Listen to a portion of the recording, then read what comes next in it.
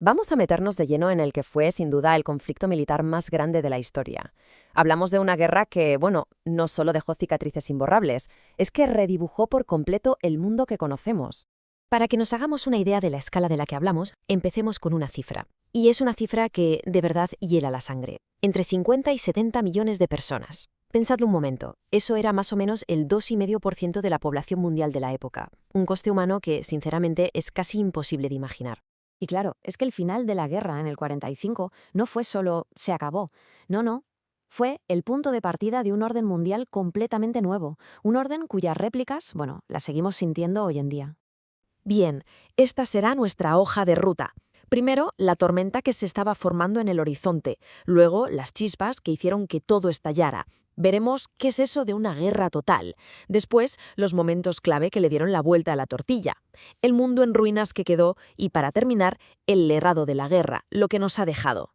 A ver, para entender cómo se llegó a esto, a una Segunda Gran Guerra, hay que irse para atrás, a los rescoldos de la Primera. Las semillas de este nuevo conflicto en realidad se plantaron justo al terminar el anterior, sobre todo con las tensiones que dejó sin resolver el famoso Tratado de Versalles. Es que fue como una cadena de dominó, una cosa llevó a la otra. Todo arranca en el 19 con el Tratado de Versalles, que dejó un resentimiento brutal en Alemania. Luego la Gran Depresión del 29, el caldo de cultivo perfecto para que surgieran ideologías extremistas. Y claro, en el 33, Hitler llega al poder. La última ficha en caer, la invasión de Polonia en el 39. Y ahí estalla todo.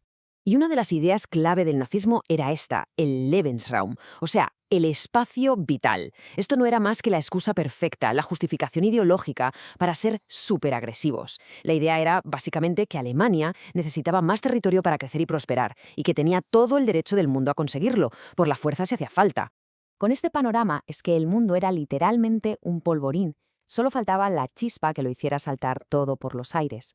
Y ahora vamos a ver eso, cómo se encendió la mecha y cómo se fueron formando los dos bandos que se iban a enfrentar a muerte. Ojo, un dato importante. Siempre pensamos en 1939 y en Europa, ¿verdad? Pues en realidad, la guerra a gran escala ya llevaba 2 años en marcha en Asia. Para muchísimos historiadores, el verdadero pistoletazo de salida fue la invasión japonesa de China en el 37. Es algo que a veces se nos olvida. Y así se dibujaron las líneas. Por un lado, teníamos a las potencias del eje, Alemania, Italia y Japón, un bloque unido por sus ganas de expandirse y su ideología militarista. Y en la otra esquina, los aliados, una coalición, la verdad, bastante peculiar y hasta improbable, con países como el Reino Unido, Francia, y que luego acabaría incluyendo a los gigantes que serían la Unión Soviética, Estados Unidos y China. Pero claro, esta guerra no fue como las demás, para nada. Aquí, la idea del frente de batalla se quedó corta. La guerra se luchaba en todas partes, en las fábricas, en los laboratorios de los científicos, en las propias ciudades. La sociedad entera se vio arrastrada a esto. Pues a eso, precisamente, se le llama guerra total. ¿Y qué significa? Pues que absolutamente todo se pone al servicio del esfuerzo bélico. Cada fábrica, cada científico, cada persona en su casa, todos eran engranajes de la gran maquinaria de guerra. La línea que separaba al soldado en el frente del civil en la retaguardia simplemente se borró. Y la táctica que le dio al eje esa ventaja inicial tan brutal fue la famosa Blitzkrieg, la guerra relámpago. Era un golpe demoledor y súper coordinado.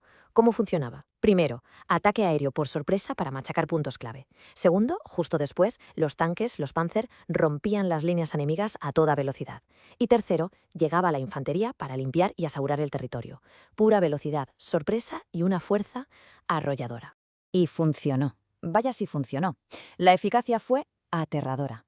En menos de un año Polonia fue borrada del mapa. Dinamarca, Noruega, los Países Bajos, Bélgica, Francia, casi toda Europa occidental cayó. El Reino Unido aguantaba como podía, pero estaba completamente solo y, la verdad, contra las cuerdas. Pero entonces llegó 1941, y ese año, de verdad, lo cambió absolutamente todo. Por un lado, Alemania se lanza a invadir la Unión Soviética, abriendo un frente oriental que era gigantesco y brutal. Y pocos meses después, en el otro lado del mundo, Japón ataca Pearl Harbor. El resultado, las dos futuras superpotencias, Estados Unidos y la Unión Soviética, entran de lleno en la guerra. El conflicto se había vuelto global. Hasta este punto es que parecía que la victoria del eje era solo cuestión de tiempo. Parecía inevitable. Pero la guerra, ya se sabe, es muy dinámica. Y hubo una serie de momentos, de batallas clave, que empezaron a darle la vuelta a la tortilla, a inclinar la balanza. despacio, pero sin pausa, hacia el lado de los aliados. Y la gran pregunta es esa, ¿no? ¿Cómo es posible? ¿Cómo se pasó de tener a casi toda Europa dominada por los gazis a su derrota total? Pues la respuesta está en varias batallas clave que cambiaron el rumbo de la guerra para siempre. Podemos destacar 3 momentos que fueron absolutamente cruciales. Primero, Stalingrado, en el frente oriental. Aquello fue un infierno de hielo y sangre que frenó en seco al ejército alemán, su primera gran derrota. ¿Y qué derrota? Luego, en el Pacífico, la batalla de Midway, un golpe mortal para la armada japonesa, que perdió 4 portaaviones de un plumazo y con ellos el control del mar. Y por último, por supuesto, el desembarco de Normandía, el día D. Se abría por fin el segundo frente en Europa occidental, y eso básicamente sentenció al Tercer Reich. Pero la victoria aliada tuvo un precio que cuesta hasta imaginar. Cuando por fin cayeron las armas, el mundo que quedó era un páramo, un paisaje de devastación absoluta. Y no solo por las vidas perdidas, sino por la destrucción total de ciudades, de industrias, de todo. Es que, miremos estas cifras, apenas pueden reflejar la magnitud del sacrificio.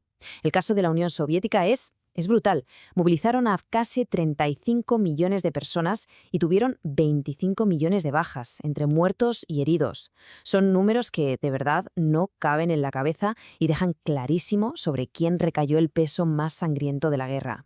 Esta frase lo clava. Europa estaba material y moralmente destrozada. Porque no eran solo los edificios, las fábricas o las economías hundidas, era algo mucho más profundo. Todo el continente había sufrido un trauma colectivo, una herida moral que iba a tardar generaciones y generaciones en cicatrizar. Pero como el ave fénix, de esas cenizas resurgió un mundo completamente distinto. Porque la guerra no solo destruyó, también construyó. Reconfiguró el poder mundial de arriba a abajo, creó nuevas instituciones, nuevas alianzas y, ojo, también nuevos conflictos que marcarían todo lo que quedaba del siglo XX. El cambio fue un auténtico terremoto geopolítico. La vieja Europa, que había dominado el mundo durante siglos, se derrumbó. Y en su lugar, ¿quién apareció? 2 gigantes, 2 superpotencias con ideologías totalmente enfrentadas, Estados Unidos y la Unión Soviética. El mundo, de repente, era bipolar. Y de ahí las consecuencias directas. Para intentar que algo así no volviera a pasar, se crearon las Naciones Unidas. Al mismo tiempo, arrancaba la Guerra Fría, esa tensión nuclear que nos tuvo en vilo durante décadas. Y claro, con los viejos imperios europeos por los suelos, empezó el gran proceso de descolonización en Asia y África. Al final, el mundo en el que vivimos, nuestro mundo, se forjó en el fuego de aquel conflicto. Y la pregunta que queda en el aire, una pregunta que sigue abierta, es si de verdad, como sociedad, hemos aprendido la lección de esa historia tan devastadora.